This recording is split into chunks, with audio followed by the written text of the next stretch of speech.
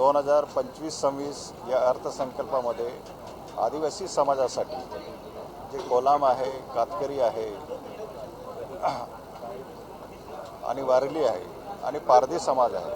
यांचे एक विशेष पॅकेजसाठी या ठिकाणी त्यांचा एक स्वतंत्रपणे त्या ठिकाणी फंड जो आहे तो त्या ठिकाणी रिझर्व्ह ठेवलेला आहे, निधी त्याच्यासाठी रिझर्व्ह ठेवलेला आहे आणि जवळजवळ 21,465 कोटीच्या आसपास या ठिकाणी 2025-26साठी हा आदिवासी बांधवांसाठी जो निधी अर्थसंकल्पात या ठिकाणी मंजूर केलेला आहे आणि निश्चितच मला आशा आहे की या ठिकाणी खऱ्या अर्थाने जे प्रिमिटिव्ह ट्राईब्स आहे, ज्या प्रिमिटिव्ह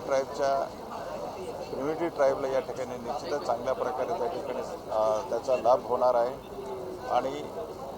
त्याबद्दल मी राज्याचे मुख्यमंत्री आणि महाराष्ट्र शासनाचे मी मनापासून त्या ठिकाणी आभार मानतो.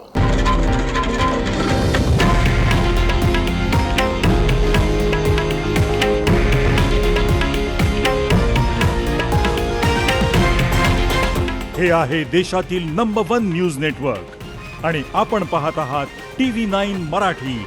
एकमेव.